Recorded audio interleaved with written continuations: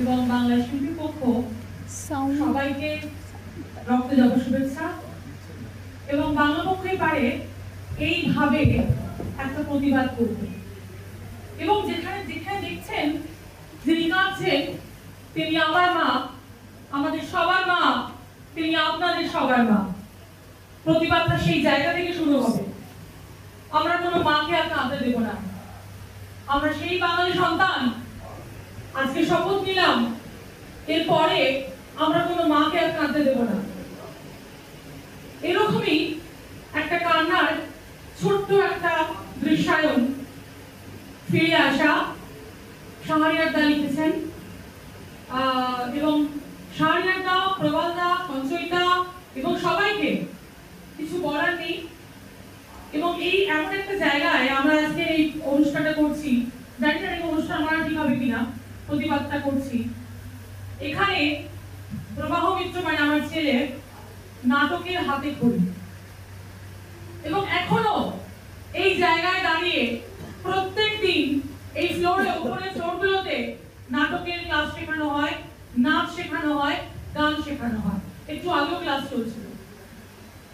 আতুর ঘর, সেই আতুর ঘরে দাঁড়িয়ে আছি এবং আমরা যে গলিটা দিয়ে এলাম, আসা যাওয়া করছি, এখানে সরকারিনা থেকে শুরু করে সরকারিনা, রূপবাণী, এমন কোনো থিয়েটার হল নেই যে এখানে ছিল না। এটাকে থিয়েটার পাড়া বলা হতো।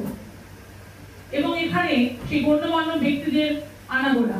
এই অবশ্যই এই মঞ্চটাকে একবার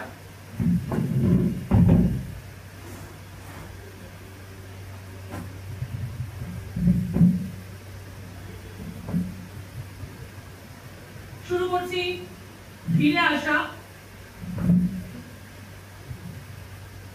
মায়ের চরিত্রে মানে মায়ের যেটা বর্ণনা সেটা আমি পাঠ করে শোনাবো প্রীতি মিত্র। এবং মায়ের যে সন্তান, আমার সন্তান মানে মায়ের সন্তান বাবু, সেটা পাঠ করবে প্রবাহ মিত্র।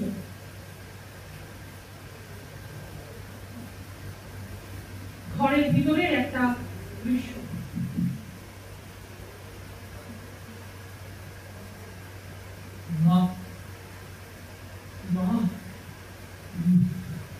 মাগো, কে কে? বাবু, আমার ছেলে কোথায় ছিলি বাবা? কেমন করে দিল্লি? 20 দিন হয়ে গেল, তোর কোনো খবর পাইনি। তোর ফোন কি হয়েছিল বাবা? ফোন করিসনি কেন? শুনেছি ওখানে অনেক গন্ডগোল হচ্ছে, কত দুঃসংবাদ শুনছি। আমি যে কেঁদে বাঁচি রে। কি চেহারা হচ্ছে তোর? কি মা, একটু জল দাও না মা, একটু জল। এই না বাবা, এই না।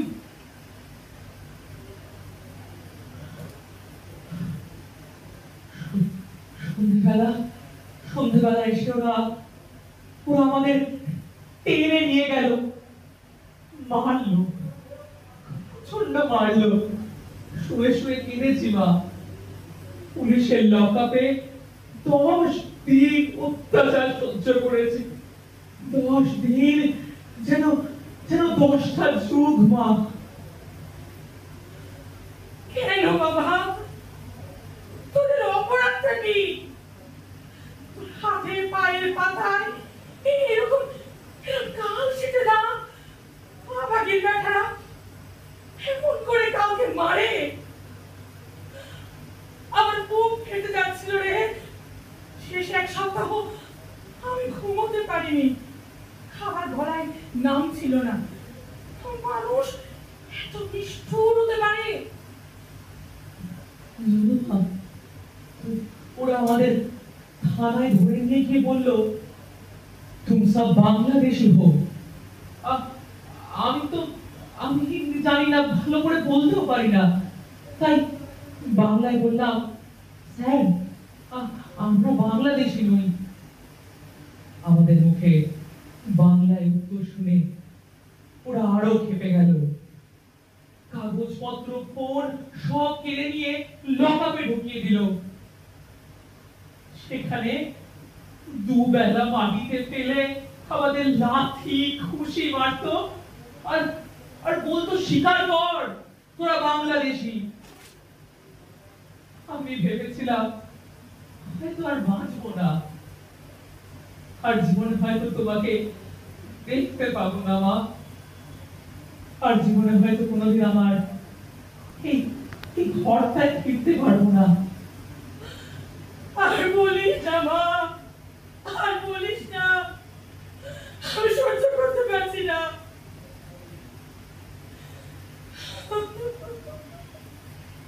তারপর একদিন ভোর রাতে আমাদের ছেড়ে দিয়ে বলল, যেখান থেকে এসেছিস সেখানে ফিরে যা, আর কোনো দিন যেন এখানে দেখতে না পাই। আমাদের আমাদের ঠিকাদার দয়া করে আমাদের হাওড়ার টিকিট কেটে দিয়েছিল। কোন ক্রমে প্রাণ নিয়ে ফিরেছি মা।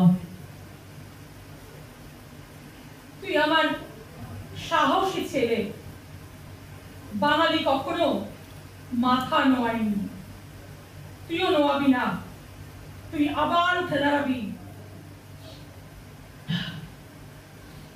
ঠিক বলছো বাবা, ওরা যতই মারুক আমাদের কণ্ঠ বন্ধ করতে পারবে না। আমি জোর গলায় বলবো, এই দেশ আমার, এই মাটি আমার, আমার মায়ের ভাষা বাংলা, এই ভাষা তো কেড়ে নিতে পারবে না। আমার দেশ কেউ আমার থেকে কেড়ে নিতে পারবে না। হ্যাঁ, ঠিক বলেছিস। এই অন্যায় অন্ধকার একদিন কেটে যাবে। তুই শুধু বেঁচে থাক আর লড়াই চালিয়ে যা। বাবু আর তার মায়ের এই কথোপকথন কেবল তাদের নয়, বাংলার বাইরে শ্রম নির্ভর কাজে যুক্ত হাজার হাজার বাঙালি শ্রমিকের বেদনার এক বিতগ্ধ প্রতিচ্ছবি। কেউ ঘরে ফিরছে পিছে পুলিশের বুটের লাঠির ছাপ নিয়ে, কারো কেটে নেওয়া হয়েছে একটা কান, কাউকে তেল উনারে তুলে ছুঁড়ে ফেলা হয়েছে প্রতিবেশী রাষ্ট্রে। এই অপমান আমরা মেনে নেব না। একদিন ন্যায়ের ভোর আসবেই। বাংলা পক্ষ, বাঙালির অধিকার আদায়ের জাতীয় সংগঠন সেই ভোরের দূত। জয় বাংলা।